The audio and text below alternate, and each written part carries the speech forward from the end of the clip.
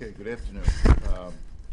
Want to report to you the findings of an Onondaga County grand jury and an investigation conducted by my office and the Syracuse Police Department regarding the December 3rd, 2019 fatal shooting at 119 Fenton Street, the deceased being an individual by the name of Miguel Russo.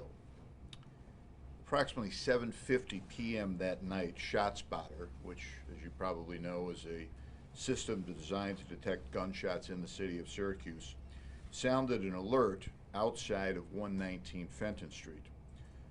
Officer Matt Tynan and other SPD officers were on a call in the 1200 block of Geddes Street, which is very close to Fenton Street, and they left that call and prioritized this one and headed towards Fenton. Approximately 1 minute and 16 seconds later, 911 Center received a series of calls from two individuals, Michelle Russo and Rashwanda Russo, who are sisters of the suspect Miguel Russo.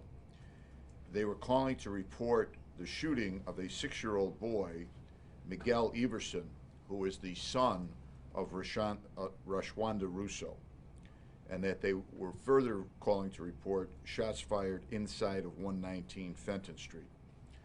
Despite repeated requests from the 911 operators, neither of these two sisters informed the dispatcher that the suspect was still inside 119 Fenton Street until nearly 4 minutes later, and at that point, SPD was already on the scene. Officer Matt Tynan is first on the scene. He's accompanied by officers Colin Flagler, Eric Hepler, Gregory Legault, and Sergeant Sean Hahn, and Sergeant Hahn stepped behind Officer Tynan. Officers Leonard Brown and Sergeant Sean Hawk also responded to the scene. Tynan is not aware that the suspect is inside the home. Tynan is only aware that there's an allegation that a young child has been shot. Tynan sees the 6-year-old boy and enters the home in an effort to assist that little child. At that point, the suspect, Miguel Russo, comes out from an adjoining room and starts speaking with Tynan. All of this is captured on a body-worn camera of Syracuse police officer Colin Flagler, who is standing right behind Tynan, and you'll see that in a minute. Tynan and the suspect begin to engage in conversation. Very, very quickly into the conversation, the suspect threatened to shoot Officer Tynan. Tynan yells for him to drop a gun, and he opens fire as the suspect changes gun hand from left to right and points the gun in Tynan's direction. Tynan fired his service weapon 6 times, striking the suspect in the right arm and chest, the chest wound proving fatal. Suspect drops to the floor, but the gun is still lodged in his hand, and the suspect is still moving at times. Police give multiple commands to drop the weapon before ultimately risking their lives to go and rescue the 6-year-old boy from the front room and the other 3 family members, Rashwanda Russo, Michelle Russo, and another 13-year-old, another son of Michelle Russo, her 13-year-old son. And again, to remind you, these were the 2 911 callers. Investigation determined that the suspect had arrived and was allowed entrance into the family home. He then began acting erratically and fired his gun 1 time into the floor.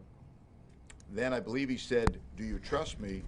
And then once fired again once into the back of the 6-year-old. Suspect was then locked out of the home. He walked to his vehicle and then returned, firing 8 to 10 times at the deadbolt. That's the ShotSpotter activation that caused SPD to respond to the scene. The suspect, the deceased, lived at 307 Milton Avenue. He has 2 prior misdemeanor convictions in New York State, and he pled guilty a number of years ago to a federal RICO charge where he was charged with being part of the Bricktown gang. According to his family, the suspect displayed symptoms of mental illness in the hours before the incident, but the DA's office is unable to find any documentary history of mental health disease on the part of Mr. Russo. The suspect's gun is a .40 caliber semi-automatic weapon. It's a polymer 80 with a Glock barrel and extended magazine which could hold up to 28 bullets if fully loaded. At the time of the encounter with Officer Tynan, the gun was empty, and of course Officer Tynan had no way of knowing that. I'm going to show you a PowerPoint, and I'm then going to make some further comments and take your questions. We're looking here, this is a video from the Delaware school. The house, that is Mr. Russo pulling up at the house, again 119 Fenton. Nothing erratic about his driving. He exits the vehicle and is allowed entry by his two sisters.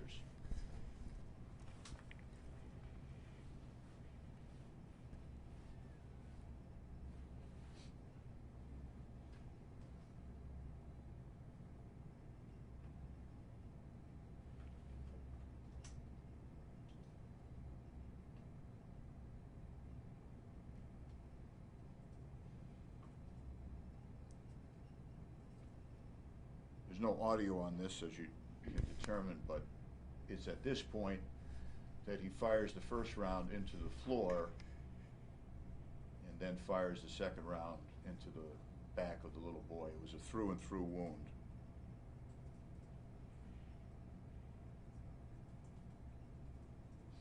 He's now exiting, returning to his vehicle. For whatever reason, he stops before he gets to the vehicle. He turns back to the house, realizes he's been locked out, and then fires 8 to 10 rounds at the door and is able to gain re-entry. Again, these are the rounds that triggered ShotSpotter, and those are the various locations of the shots and the times that SPD was notified and dispatched. This shows an aerial view of the area, Fenton Street.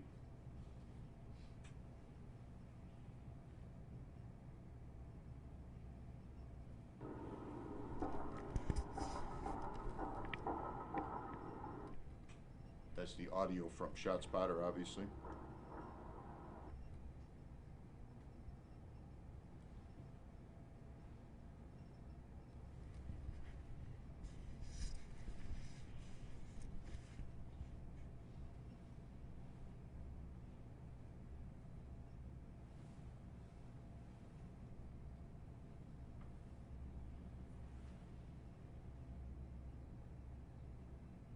Unit 672 and 681.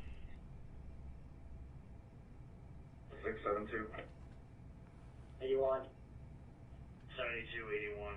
Got a search on a reported shooting at 119 Fenton Street, 119 Fenton between Delaware Street and Cadwell Street. Getting reports of a 6-year-old male shot in the back, possibly inside the residence downstairs. I got several ShotSpotter activations on that as well. Heavy on 1952. 611, a bunch of us down here, probably gonna head over there. Recent. 72 copy. You all got it.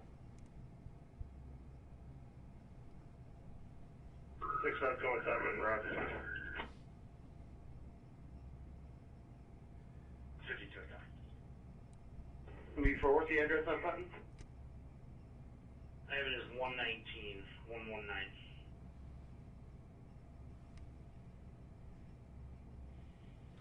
Very shortly you'll see SPD units beginning to arrive. 31, I'm clear at 17, I'll head to it. Receive 7281, your discretion. 611, we're all arrived. You can cancel it for now. We just leave her for the ambulance.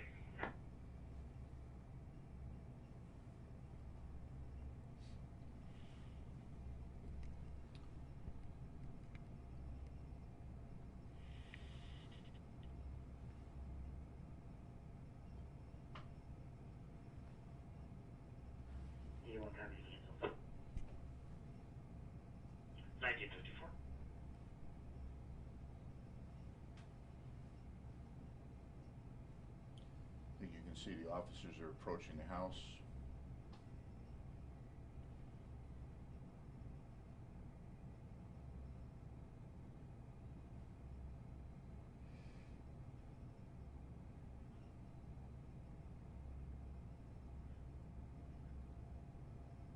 And it's, 611, we just had shots fired. Hold here.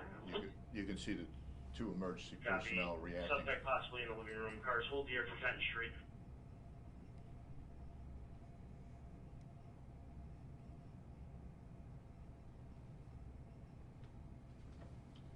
Now, this is, as I mentioned earlier, this is Officer Colin Flagler's body-worn camera, which he's activated as he pulls up to the scene.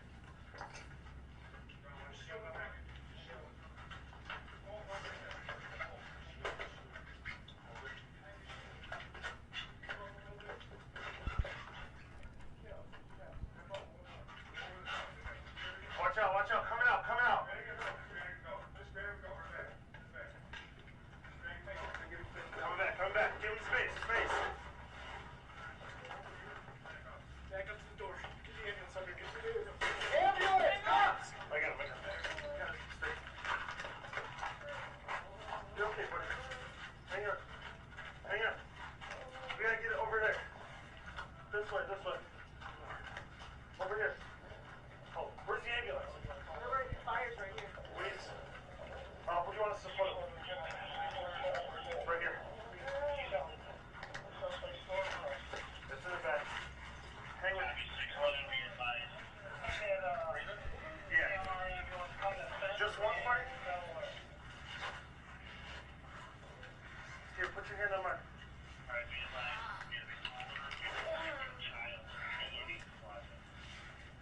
You got the scissors?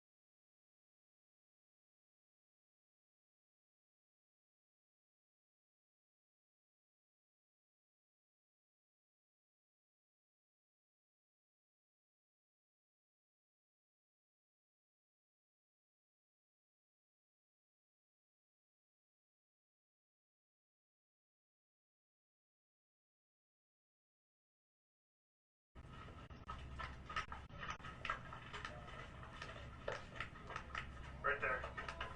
Right there, there's a 3. Drop that gun. Drop that gun. Drop that gun.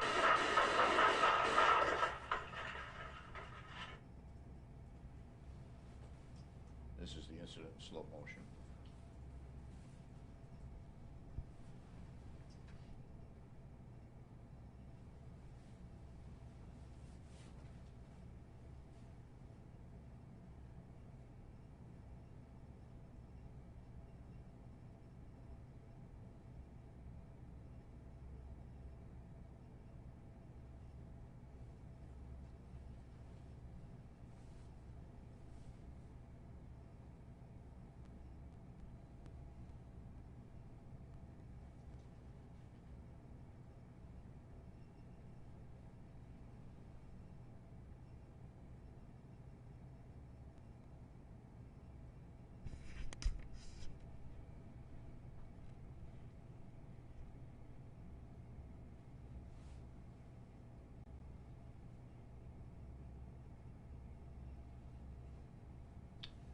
And that's a close-up of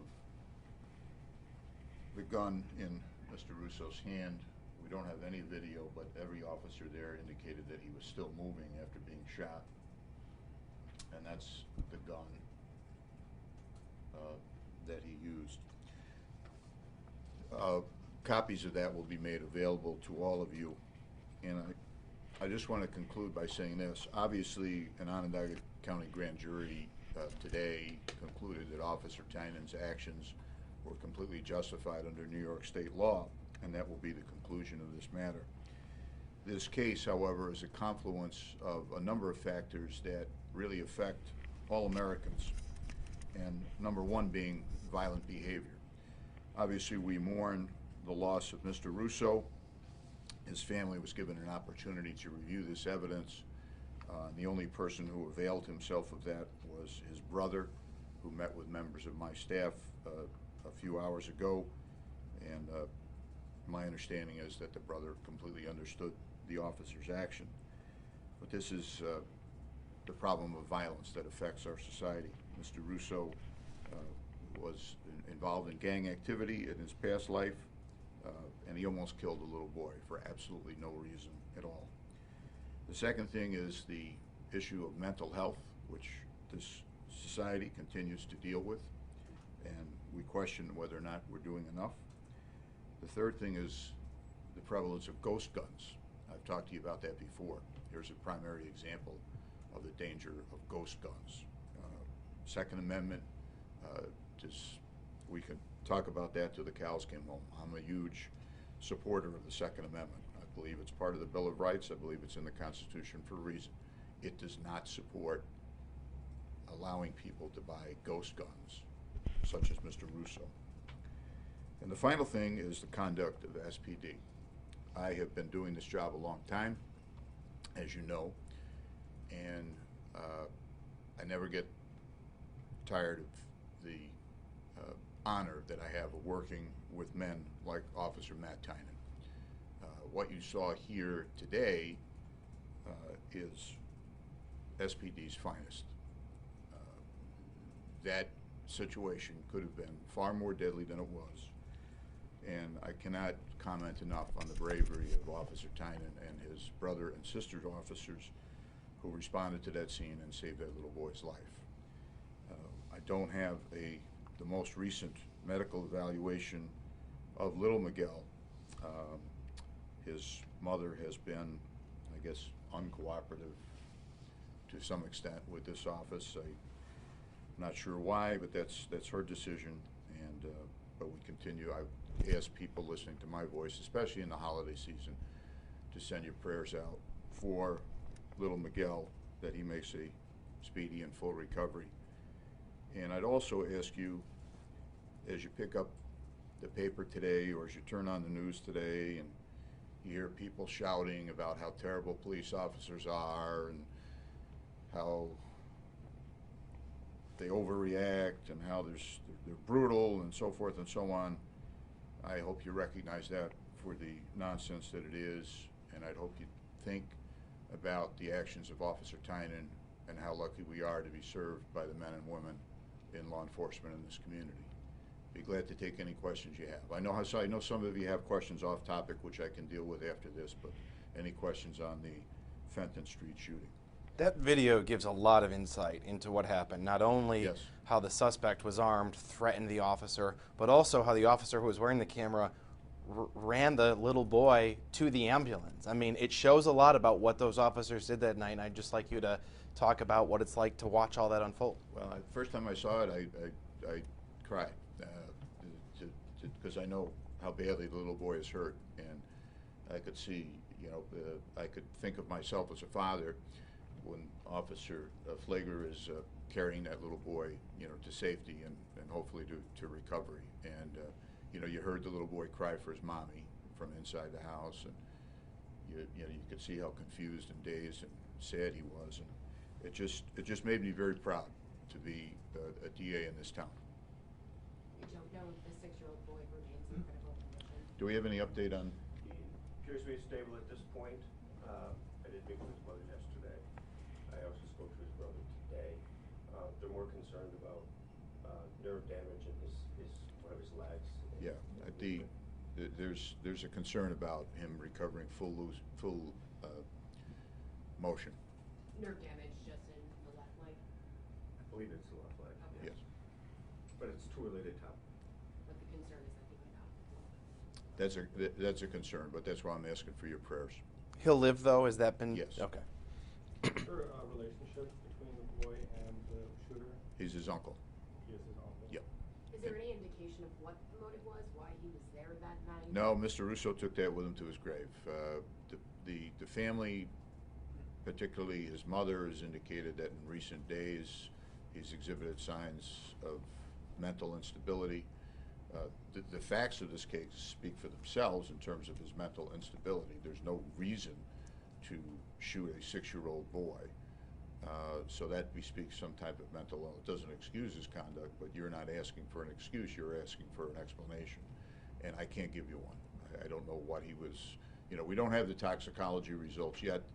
Those tests usually take several weeks, if not months, and I didn't think it was appropriate under the facts of this case to wait for that, because if he comes back high on drugs, it doesn't matter. It doesn't change the properness of Officer Tynan's actions. Is there a concern that there was drugs involved? No, not really.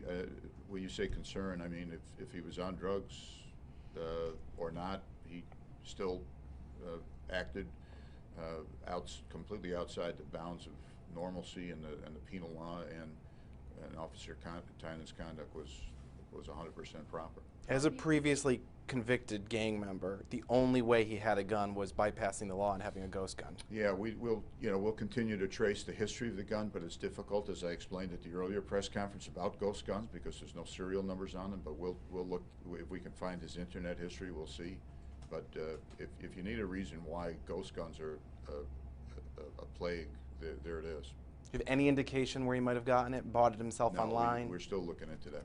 You showed us the video of Russo entering the house for the first time. And Yep. Was that in real time, watching him then come right back out? Yes. Because it almost seemed like he must have gone in there, boom, come back out. Yes, that was in real time. Okay, was that, what, less than a minute? Yeah, you're going to get a copy of it, so Okay. All right. you can review it. So that hesitation after the officer fired at Russo, the fact that they were all kind of in standby waiting to see, it's because the gun was in Russo's hand still, Yeah. and there were indications he was still alive and could use it? He was still moving. Yeah, we don't know. I'll get you a second, Doug. We don't know if it was just spasms, pre his dying, or whether or not he in fact was alive. But regardless of that, the officers saw movement. And that means they felt unsafe to forcibly keep going in. I think that's a reasonable opinion to have, Doug. Were there additional shots fired at the individual when he was on the ground? No, I know what you're referring to. It sounded like gunshots. It wasn't. I don't know what that was, but it was not gunshots. How many people, again, were inside of the home when this all happened? There was the two sisters, the 13-year-old boy, and the 6-year-old shooting victim. So 4, and then 5 when Russo entered. The 13-year-old boy, was he a son of one of the sisters? He was a son, I believe, of Michelle. Is that correct? Yeah, Michelle. And the 6-year-old was the son of? 6-year-old was the son of Rushwanda. And it's a little bit of an unusual name, not Miguel, but the spelling is a little bit unusual, and I'm assuming that Miguel Everson, the 6-year-old, was named after his uncle. Yeah. Body-worn camera that we see the dramatic video on, those are technology that hasn't been around all that long. How important are they now to like an investigation like this? Well, I think you can answer that yourself just by the virtue of the fact that if I didn't have that, I would be showing you still photos and attempting to verbally explain to you what happened. But now you know exactly what happened, as will your viewers, which I think is important. It points out the efficacy of body-worn cameras. And I think this should remind people just how dangerous police officers' jobs are. You can visibly see that officer walk in to a suspect who had just shot a kid, but with a gun in his hand. Yes. Mindful that Officer Tynan didn't know he was still in there because of lack of information from the two sisters. But nevertheless, he knew that a person had been shot. Obviously, he knew that there was a likelihood that the suspect might still be nearby, and then confronts this individual with a gun. Officer Tynan would have been justified in shooting him immediately, but he engaged him, attempted to disarm him, and then fired in fear for his life. When you showed the video in slow motion, it looked like Russo, it appeared that he had his hand on the arm of the officer. He did. He did. While yeah. he was being engaged by the officer, his Yeah. hand was holding. It's his left hand. He reached over, whether to restrain Officer Tynan or to block him or do something, and he had just switched guns from left to right, and that's when Officer Tynan opened fire. How long did Tynan and the suspect engage each other before the shooting? You can see that on the tape that we're going to give you in real time, so I don't want to give you a guess answer. But Okay, so it happened after the body-worn camera visual walked in? yeah, everything Tynan saw, you see. Was Tynan the only officer technically investigated his actions as the only one who fired a weapon? Yes. And is he back to work now? I know they're supposed to be off the streets while this I is spoke to the chief yesterday, and I do not know what their departmental procedures are. I do know that while the case is under investigation, such as the June shooting, which is investigated by another agency, the officer is on administrative leave with pay. You know, I act on my own speed, and this is a very thorough investigation, and I think it was important to get an officer like Matt Tynan back on the street, quite frankly. It's not every incident that we get the body-worn camera footage. Why make the decision to release so much of the body-worn camera footage? For the last 3 years, I have a protocol in place regarding officer-involved shootings. Number one, if it's fatal and this office has jurisdiction, we will investigate it. We will present it, regardless of how obvious it may seem to me or you or anyone else. We will present it to a grand jury and let citizens of this county decide. Once that grand jury has made a decision, as they did in this case, I reach out to the family members of the deceased and give them an opportunity in this room to review everything that you've just seen and make them aware that if they have a civil attorney or a private attorney, that I will make all of this information available to him or her. I then report my findings to you folks and have actually followed that procedure multiple times in the past, including showing you body-worn camera footage. Why So only there's nothing unusual about this in that sense. Why only one officer with body-worn footage? That's a decision for SPD. But did the others just not have a camera? I do not know if anyone else had a camera. I showed you what was relevant to the shooting. Was there another scene near Mr. Russo's residence earlier that day? Well, I don't know what the nature of the call was that the officers were involved in the 1200 block of Geddes Street, but obviously in terms of priority, this one. Oh, I was meaning that there were certain people at Mr. Russo's residence who, I guess a shopkeeper reported they ran for cover from his residence earlier that day. Oh, I don't have information about that, Doug. I don't know if you guys do. Or... They did respond to his residence on Milton Ave, 300 block of Milton Ave. Prior to the shooting? Prior to the shooting. Yep. By the time SPD arrived, he had obviously gone too fast. Okay. That had happened earlier that day. That was Very shortly earlier. And had they pinpointed him at the Milton Street residence right before? We've spoken to family members who said he was at the Milton Street residence acting irrationally. They called law enforcement. By the time law enforcement arrived, he had left and arrived at Fenton. Did the shot spotter identify shots fired at that Milton residence? That residence is not covered within the shot spotter territory. Okay, now somebody had questions off topic. I don't know if you want to do it now or you... Yeah, if that's all right with you. Sure. We made two about the numerous guns that have been found at the airport. And one of them was, do these cases, have any of them made it to your desk? They all do. Okay. We have a written protocol that's been in place for over a decade regarding these types of cases. We try to differentiate between a New York resident who has a lawful permit and who allegedly forgot that their gun was in a carry-on bag, an out-of-state resident with or without a permit, an officer at Fort Drum, or a soldier at Fort Drum, and just some, you know, person with nefarious intent. So depending on where the person fits into that category will affect our response. Obviously, you know, anybody that has a pistol permit that forgets where the gun is and attempts to take it on an airport, advertently or inadvertently, in my judgment, should not have a pistol permit for at least 5 years without reapplying, and then reapplying at that point. But that's not my call. We don't have any plans at this point to arrest the most recent individual. That's consistent with our policy, but she will forfeit the gun, and the issuing judge that issued her permit should take a careful look at whether or not she should still have a permit. Is it getting frustrating given the fact that we've had these numerous incidents? No, I don't get frustrated at anything except the New York Knicks, but I just, first of all, I'm proud of TSA catching these people.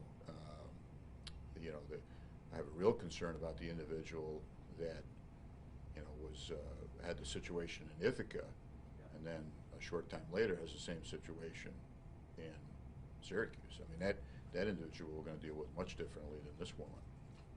The problem is just carelessness? That, you know, it sounds hard to believe, but the person that gave me my gun training told me, Fitz, anytime you have a weapon, be nervous. Just be nervous, because it's a tremendous responsibility. And you know, it's a phenomenon that some people just get careless. They store the gun in the bag, and they grab a bag, get ready for a flight. You should always, if you have a pistol permit, and a gun, where's the gun? If I'm leaving the house for an extended period of time, getting on a plane, I know exactly where my gun is, and it's not in my carry-on bag. So everyone should adhere to those rules. Very simple. There was something else somebody called me about. I forget what channel it was.